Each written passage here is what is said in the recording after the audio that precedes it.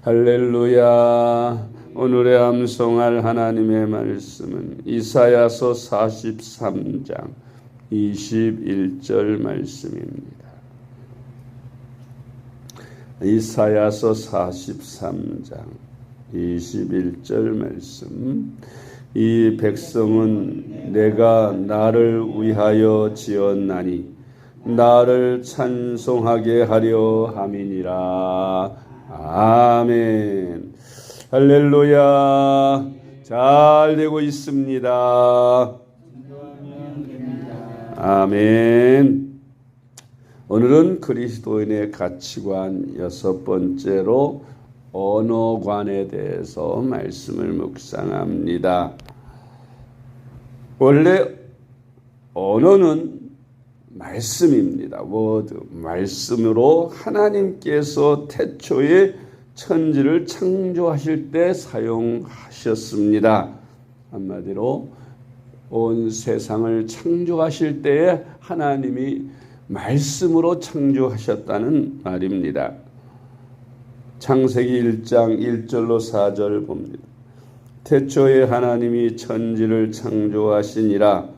땅이 혼돈하고 공허하며 흑암이 깊음 위에 있고 하나님의 영은 수면 위에 운행하시니라. 하나님이 이르시되 빛이 있으라 하시니 빛이 있었고 빛이 하나님이 보시기에 좋았더라. 아멘. 창세기 1장의 천지 창조의 과정을 보면 하나님이 이르시되 빛이 있으라, 하나님이 이르시되 바다가 있으라, 궁창이 있으라, 땅이 있으라, 이렇게 하나님이 말씀으로 명령하실 때마다 이제 이 세상 모든 피조물들이 생겨나게 된 것을 볼 수가 있습니다. 그러니까 이 말씀, 하나님이 세상을 창조하신 도구였던 말씀, 로고스라고도 합니다마는 이 말씀이 언어가 하나님의 언어입니다. 하나님은 이런 천지를 창조한 능력의 언어를 수많은 피조물들 가운데 오직 하나님의 형상대로 지으신 인간들에게만 허락하셨습니다. 언어는 하나님께서 우리 인간들로 하여금 그 목적이 하나님을 찬양하는 데 사용하라고 주신 것입니다.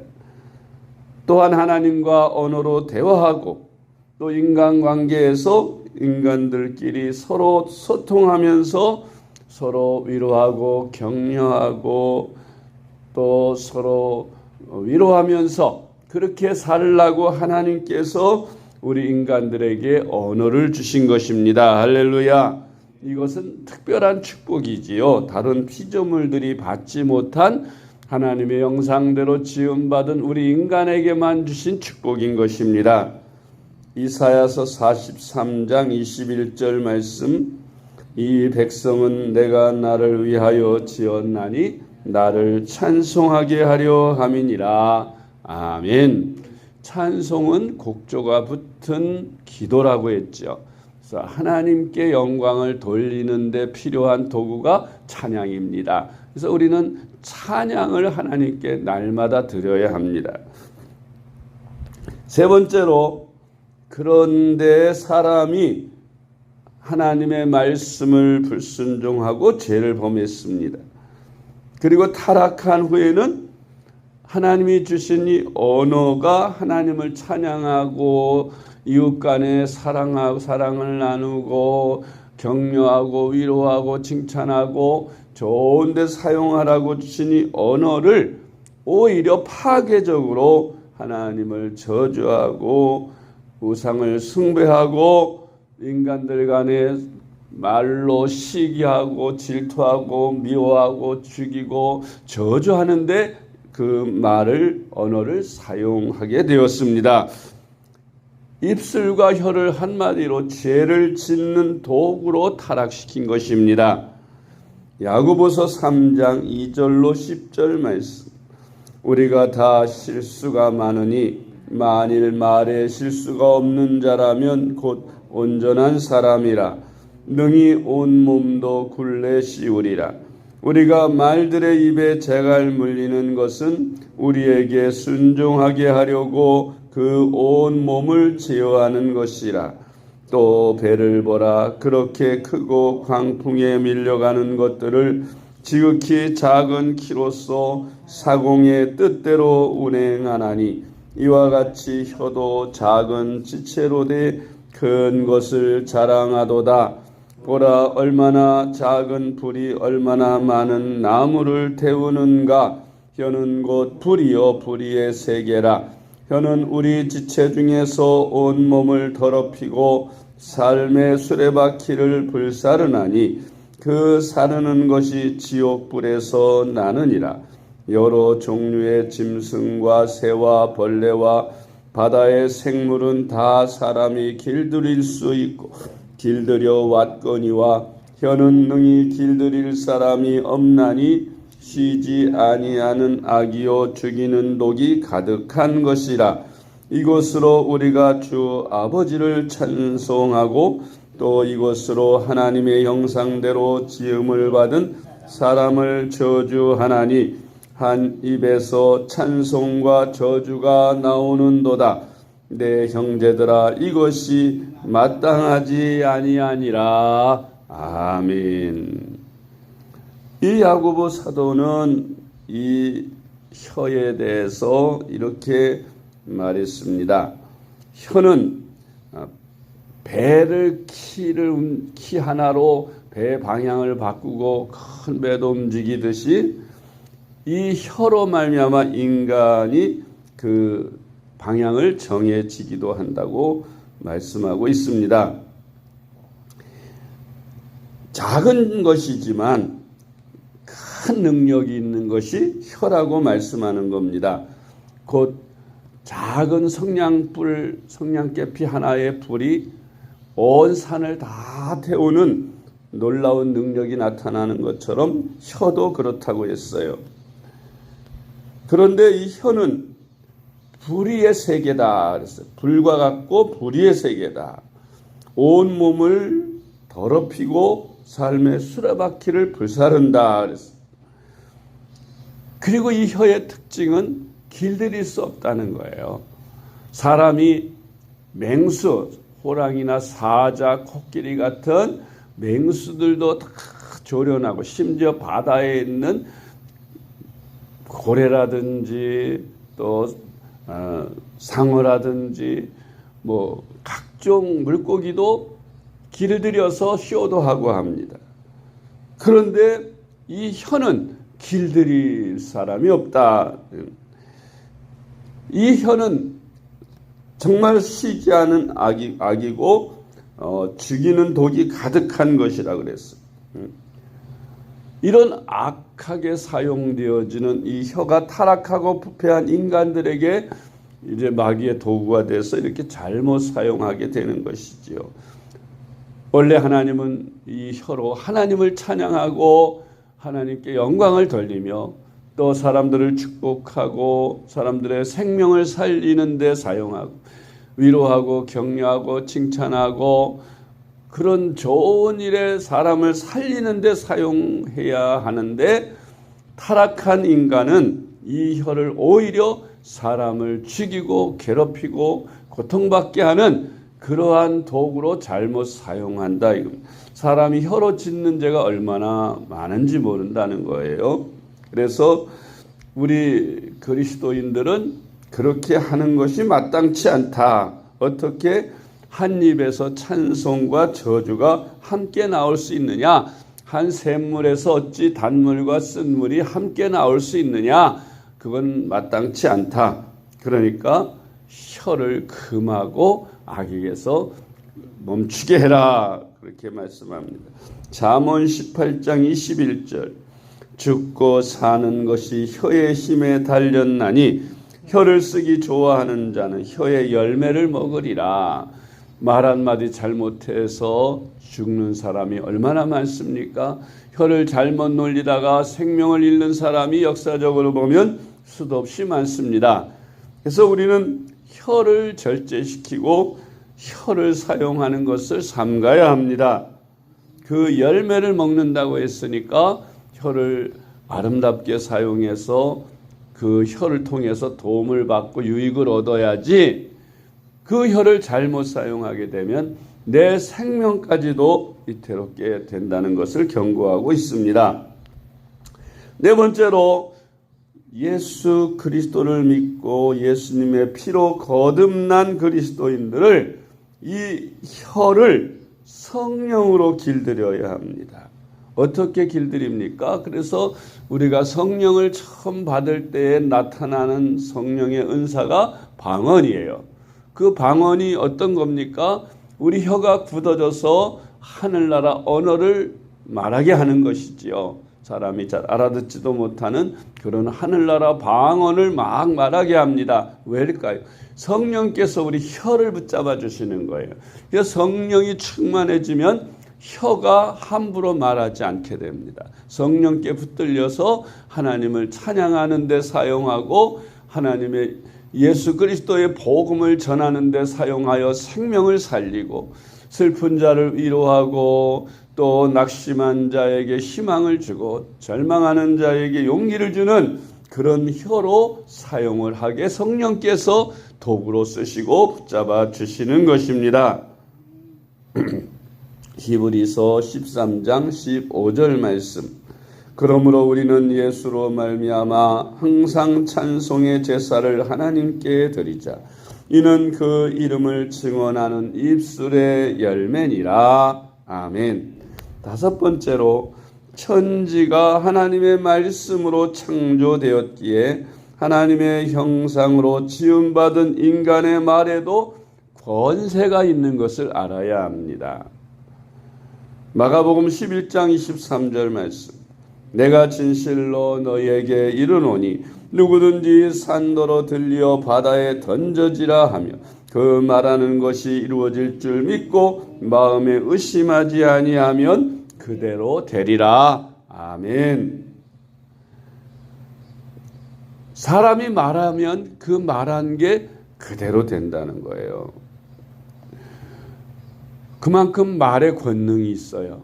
말로 사람도 살리고 안진뱅이도 일으키고 눈먼 사람 눈도 뜨게 하고, 말의 권세가 이 산더러 들려 바다에 던져지라 하고 의심하지 않으면 그대로 될 만큼, 왜? 이 언어는 원래 하나님께서 천지 만물을 창조하신 권세 있는 능력의 도구예요. 그런데 이걸 사람에게 주셨으니까 이것을 사용해서 축복도 하고 이것으로 사용해서 많은 유익을 얻을 수 있는 것입니다. 생명을 살리는 데 사용하고 하나님을 찬양하는 데 사용하고 복음 전하는 데 사용해야 되겠지요. 이 권세와 능력을 믿고 우리는 병을 향해서도 병만은 떠날지어다 명령을 하고, 또 건강할지어다 하고 명령하고, 우리는 이 언어를 통해서 긍정적으로 적극적으로 생산적으로 사용해서 이 언어로 하여금 우리 삶에 크게 유익이 되게 해야 하고, 하나님이 원래 만드신 그 창조의 그 원래 목적대로 우리 언어가 잘 사용되도록 해야 합니다. 여섯 번째로, 사람이 그 입으로 하는 모든 말은 모두 심판을 받게 된다고 경고하셨습니다. 마태복음 12장 36절로 37절. 내가 너희에게 이르노니 사람이 무슨 무익한 말을 하든지 심판날에 이에 대하여 신문을 받으리니 네 말로 어렵다함을 받고 네 말로 정죄함을 받으리라. 아멘. 사람들이 맹세를 하고 자기가 의롭고 거룩하고 죄를 짓지 않았다는 걸 사람들에게 믿게 하기 위해서 막 입술로 함부로 말할 때가 많지요. 자기 양심을 속여가면서 내가 이걸 거짓말시키면 천벌을 받을 것이다. 그러면서 거짓말을 합니다. 자기가 한 말이 그대로 이루어지는 거죠. 여러분, 유대인들이 빌라도가 예수님을 신문하다 아무 죄도 없는 것을 알고 놓아주겠다고 하니까 막 십자가에 못 박으라고 소리칩니다. 그때 나는 이 죄에 대하여 무죄하다. 그러니 너희가 받으라 그랬더니 유대인들이 우리와 우리 후손이 받겠다고, 걱정하지 말라고. 그리고 빌라도는 손을 씻었어요. 그런데 유대인들은 그 죄를 다 자기들이 받겠다고 해서 예수님 십자가에 못 박힌 후 이제 주 70년에 로마에 반항하고 항거하다가 예루살렘이 로마 티토스 장군에 의해 포위를 당하고 300만 명이나 되는 많은 사람들이 죽임을 당하는 그런 엄청난 일이 일어나고, 또 그의 후손들 제2차 대전 당시에 독일 나치에 의해서, 히틀러에 의해서 600만 명이나 되는 유대인들이 아무 죄도 없이 잡혀가서 다 끌려가 죽게 된 것, 학살당한 것을, 바로 그들이 그 예수님 십자가에 못 박으면서 한 그 저주가, 자기들을 향하여 한 저주가 그대로 응해서 엄청난 그 결과를 가져오게 된 것을 우리는 역사적인 현실에서 볼 수 있습니다. 7번째로, 우리 인간의 혀와 입술은 스스로 지킬 수 없습니다. 그렇죠? 다 길들였는데 인간의 혀만은 길들일 수가 없다. 그럼 어떻게 해야 됩니까? 기도함으로 성령의 충만함을 받아 이 혀가 성령의 붙들림을 받게 해야 합니다. 그래서 모든 악에서 금해야 합니다. 시편 141편 3절, 여호와여 내 입술에 파수꾼을 세우시고 내 입술의 문을 지키소서. 아멘. 그렇게 기도해야 돼요. 하나님, 나는 내 말 한마디가 형제 자매에게 상처를 줄 수도 있고 죽일 수도 있고 괴롭힐 수도 있습니다. 내 혀를 금하여 필요하지 않은 말은 나가지 못하게, 성문에서 문지기가 들어갈 자는 들어가게 하고 나올 자는 나오게 하고 못 들어갈 자는 막는 그런 것처럼 우리 혀에 파수꾼을 세워주셔서 우리가 할 말만 하게 하시옵소서. 그렇게 기도해야 한다는 것입니다. 시편 34편 13절, 내 혀를 악에서 금하며 내 입술을 거짓말에서 금지할지어다. 아멘. 야고보서 1장 26절 말씀, 누구든지 스스로 경건하다 생각하며 자기 혀를 재갈 물리지 아니하고 자기 마음을 속이면 이 사람의 경건은 헛것이라. 아멘. 베드로전서 3장 10절, 그러므로 생명을 사랑하고 좋은 날 보기를 원하는 자는 혀를 금하여 악한 말을 그치며 그 입술로 거짓을 말하지 말고. 아멘. 그러므로 우리는 이 혀의 중요성과 또 혀의 능력과 혀를 어떻게 사용해야 하는 것을 오늘 말씀을 통해서 잘 배우고 그 말씀의 가치관을, 언어관을 가지시고 언어 생활에 큰 복을 받으시고 승리하는 신앙생활 하시는 저와 여러분 되시기를 주님의 이름으로 축복합니다. 기도하겠습니다. 사랑의 하나님 아버지, 감사합니다. 우리에게 오직 하나님만 가지고 계신 혀와 입을 주셔서 언어를 말할 수 있게 축복하시니 감사합니다. 하나님 아버지, 저희 말과 혀로 오직 하나님만 찬양하게 하시고 주님의 이름으로 영혼을 구원하며 전도하고 생명을 살리는 데 사용하며 위로하고 격려하고 칭찬하고 그렇게 형제에게 희망을 주고 형제들을 우리 주변의 모든 사람들에게 사랑을 나타내는 도구로 사용할 수 있게 하여 주시옵소서. 사탄의 도구가 되어 형제를 찌르게 하고 아프게 하고 괴롭게 하고 죽이는 그러한 혀가 되지 않도록 하나님 저희들의 입술을 지켜 주시옵소서. 그래서 우리 혀와 입술이 범죄치 않게 하시고 오직 이 능력으로 하나님께만 영광을 돌리고 생명을 살리는 기적의 도구로 사용할 수 있게 하여 주시옵소서. 사랑이 많으신 예수님의 이름으로 간절히 기도드리옵나이다. 아멘.